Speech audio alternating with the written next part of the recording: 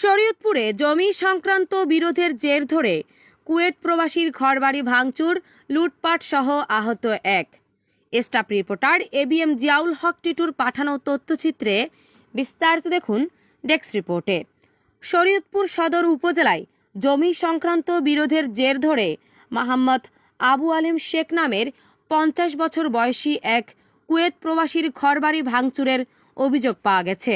সেই সাথে কদম আলী শেখ 65 বছর বয়সী এক বৃদ্ধকে কুপিয়ে জখম করেছে প্রতিপক্ষ হান্নান শেখ ও তার সহযোগীরা। 15 জুলাই শনিবার সকাল 8টার দিকে শরীয়তপুর সদর উপজেলার তুলাসার ইউনিয়নের আরিগাঁও গ্রামে এই ঘটনা ঘটে। প্রত্যক্ষদর্শী মোহাম্মদ শাহ আলম শেখের স্ত্রী পারভিন বেগম, মোহাম্মদ সাহেব আলী শেখের স্ত্রী সাদিয়া বেগম এবং দিলবালা বেগম জানান, স্থানীয় হান্নান শেখ, দবির শেখ, সালামত শেখ, আবু আলম হাওলাদার এবং সেলিম শেখ 40 থেকে 50 জন লোক নিয়ে আজ সকাল 8টার দিকে ককটেল ফুটিয়ে দেশীয় অস্ত্র, রামদা, টেড়া, ঢাল, সরকি এবং হাত বোমা ফুটিয়ে কুয়েত প্রবাসী আবু আলম শেখের ঘরবাড়ি ভাঙচুর করেছে। গতকাল সন্ধ্যায় আবু আলম শেখের বড় ভাই কদম আলী শেখকে কুপিয়ে জখম করেছে। প্রবাসীর স্ত্রী সুলতানা বেগম জানান, আমার স্বামী আবু আলিম শেখ একজন কুয়েত প্রবাসী। 10 বছর বয়সী আমার একটি ছেলে রয়েছে। সেই ছেলে নিয়ে আমি আমার স্বামীর বাড়িতে থাকি। স্থানীয় হান্নান শেখ, দবির শেখ, সালামত শেখের সাথে জমি সংক্রান্ত বিষয় নিয়ে আমাদের বিরোধ চলছে। সেই বিরোধের জের ধরে আজ আমাদের ঘরবাড়ি ভাঙচুর করে সমস্ত কিছু লুট করে নিয়ে গেছে।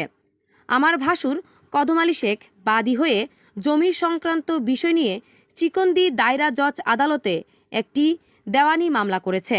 বর্তমানে মামলাটি আদালতে চলমান রয়েছে। মামলায় তারা হেরে যাওয়ার সম্ভাবনা রয়েছে। তাই জোরপূর্বক তারা আমাদের ঘরবাড়ি দখলের উদ্দেশ্যে 3টি টিনের ঘর, একটি বাথরুম, ফ্রিজ, টিভি, ঘরের বিভিন্ন আসবাবপত্র ভাঙচুর করে এবং নগদ অর্থ, স্বর্ণ অলংকার লুটপাট করে নিয়ে যায়, যার বর্তমান বাজার মূল্য হবে প্রায় 50 লাখ টাকা। তারা লুটপাট করে ক্ষান্ত হয়নি, তারা আমার ভাসুরকে কুপিয়ে জখম করেছে। আমি এখন ভয়ে আতঙ্কিত। এই ঘটনার সংবাদ পেয়ে পালং মডেল থানার একটি দল ঘটনাস্থলে এসেছিল। এই ব্যাপারে পালং মডেল থানার অফিসার ইনচার্জ মোহাম্মদ আক্তার হোসেন বলেন, বাদীপক্ষ মামলা করার জন্য থানায় এসেছে। লিখিত অভিযোগ দিলে আমি মামলা নিব। থানায় ফোন দিয়ে পুলিশ আইছে, সকালে দেখে থেকে নিয়েছে। এই পর্যন্ত আজকে এই পর্যন্ত যাই নাই। আপনি কোনো আইনের সহযোগিতা নেওয়ার জন্য কোনো মামলা করবেন কিনা? হেরা যদি আমার দেখে আমি তো করতে চেষ্টা করি, আমি যদি হেরা না লয় আমি কেমনি করব? আপনি তো জান নাই মামলা করতে? না, যাইনি, আজকে যাই নাই। আপনি যে দেখেন যে মামলা নেই, আজকে যাইনি। জি বলেন, বাকিটা বলেন। এই ঘরের কথা বললেন, এই যে হ্যাঁ, এই যে এই ঘর, তারপরে তো ওই যে এই ঘর কোবাইছে, ওই যে কালকে আমার বাসের মাথা ফাটা লাগলো, পরে এই যে হাসপাতালে নিয়ে এলাম, পরে এই যে সকালবেলা এরপরে কেন্দ্র করে ওই যে সব কিছু ভাঙ গেছে, লুটপাট কইরা হেসে গেছে গা। আমার এই পোলালে আমি আর এক ঘরে যাই ভয়ে লুকায় রয়েছি।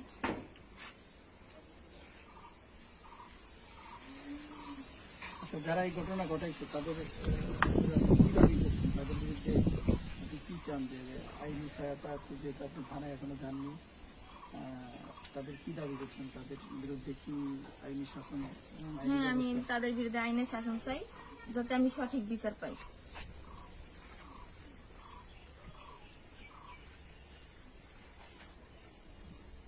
তো মনে করেন আমার 8-9 লাখ টাকা ঘরেই ক্ষয়ক্ষতি হয়েছে। তারপর আমার জিনিস গেছে 10 ভরি, তারপর টাকা নিচ্ছে 5 লাখ।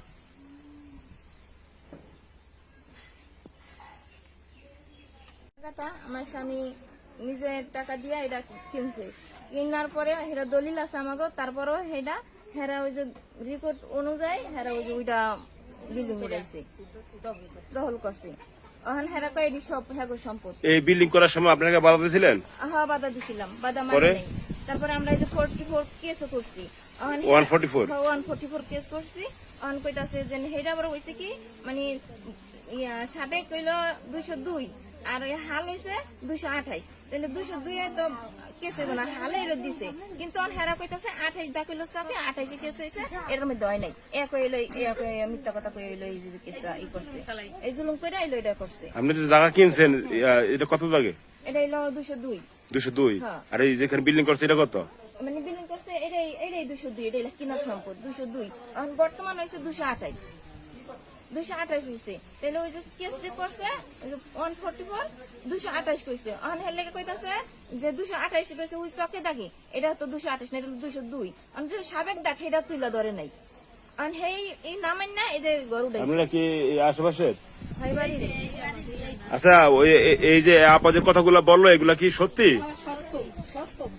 এই জায়গাটা কি তার কিনা জায়গা? ওই যে জায়গাটা বিল্ডিং করছে, হ্যাঁ আপনারা জানেন? কিনছে তা কিনা জায়গায় আমার কিনা জায়গায় আরেকজনের ঘর কিভাবে উঠায়?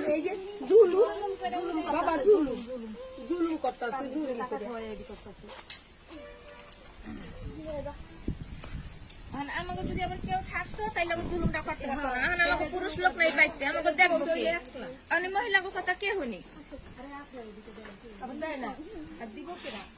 আমি একজন, আমার স্বামী প্রবাসী থাকে, আমি এই ছেলে নিয়ে আমি একা বাসায় থাকি। আমার দেখার মতো কেউ নাই। এই খালি বাসার ভিতরে আমার এই যে ঘর দৌড় কোবাই কাবাইয়া তসনুস করে যে স্বর্ণ গয়না টাকা পয়সা নিয়ে কালকে রাত্রে বাজতে সকালে এই যে এরকম করছে। তারপরে আমি এখানে প্রশাসনের সাহায্য চাইতেছি, কারণ প্রশাসন জানি আমার এটা ঠিক মতো ভালোভাবে এটা ন্যায় বিচার করে। আমার দেখার মতো আর কেউ নেই, আমি এই ছেলে নিয়েই আছি। আমার আর কেউ নেই, আর আমার কেউ সহযোগিতা করার মতো আমার কোনো কিছু নেই। জামাই করতেছে মনে করে এরা পারতো না করতে, এই জামাইরা করে। জামাইরা শুরু থেকে বলেন তো।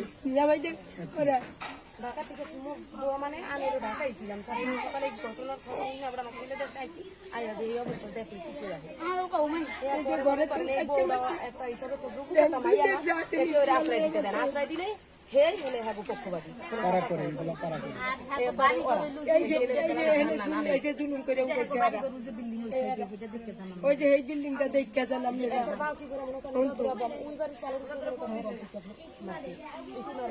আর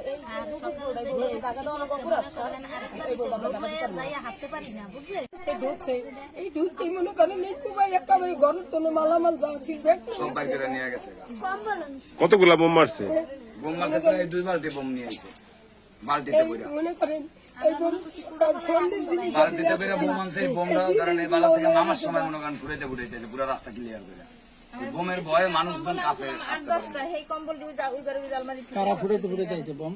ওই যে কি ফুটাইতে ফুটাইতে আসছে? বোম বোম বোম এরকম বোম লাল কষ্টিপ পাচ্ছেন না বোম গুলো, এই বোম দিয়ে ঘুরাইতে তারপরে আসছে। আলেম আলাদার, সালামত শেখ, হান্নান শেখ, সেলিম শেখ, আউয়াল শেখ, তারপরে এক মেয়ের জামাই। জঙ্গল এক গ্লাস পানি দিব, পানি খাওয়ার মতো আমার কোনো দেওয়ার মতো কোনো কিছু নাই। জগ গ্লাস আর রান্না করবো হাড়ি পাতিলে মানে কিছু নাই, সবকিছু ভাঙ্গা চুরা সবকিছু তসনস করে ফেলাইছি। এখন আমি যে কি দেখ হ্যাঁ থাকুম বা কিভাবে থাকুম, কি খাইমু, কেমনে চলুম, আমার এটার কোনো নিরাপত্তা নাই।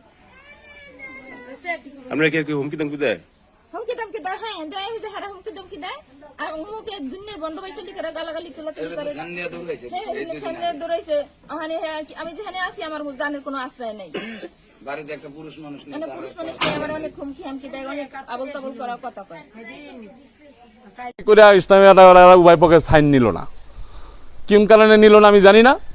আমি যখন ইসলাম করে চলে আসি এর পরে এরা অন্য অন্য না ওদের কোনো লোকের নেতৃত্বের কারণে না কারো পরামর্শের কারণে এরা আমার ওই রায় মানে নেই, না মান্য এরা চলে গেছে প্রশাসনের কাছে। প্রশাসনের কাছে যাওয়ার পরে প্রশাসন আমার ডাকছে কি ব্যাপার, আমি বলছি যে আমার যেহেতু সামাজিকভাবে আমরা এটা পয়সা মিলাই দিছিলাম, এরা মান্য গেছে। মানার পরে আবার কোন কারণে আপনাদের কাছে গেছে, এখন প্রশাসন আপনারা দেখেন আমি এটার ভিতরে আর নাই, যেহেতু আমাদের সামাজিকভাবে এরা আর মানে নাই, এখন প্রশাসনের কাছে গেছে আর প্রশাসনটা দেখেন। গতকালকে যে বাড়িঘর ভাঙচুর হলো, ভাঙচুরের ঘটনাটা কারা ঘটাইলো? এটা কারা ঘটাটা আমি সকালবেলা ঘুমে আসছিলাম, ঘুমের তো পুলিশ আসছে, পুলিশে আমার ডাইকা উঠাইছে, উঠে আমার বললো যে আপনারা এখানে ঘর কবি হয়েছে, আপনি এটার ব্যাপারে কী জানেন। আমি গেলাম স্পটে যায় দিই উভয় পক্ষের ঘর কোবানো, দোনো পক্ষের ঘর কোবানো, এখানে দুই পক্ষে দুইটা ঘর কোবানো, এ পড়ছে, কিন্তু এই দুই পক্ষের কোনো পক্ষই আমারে জানায় নাই যে রাত্রে এই দুই ঘটনা ঘটছে এখানে, এটা দুই পক্ষের কোনো পক্ষই আমারে জানায় নাই। প্রশাসন আসার পরে আমি স্পটে গেছি, স্পটে যাই দিয়ে এই ঘটনা এখানে, কিন্তু এর আগে পরে কোনো পক্ষ আমাকে জানায় না, আমি জানতে পারিনি।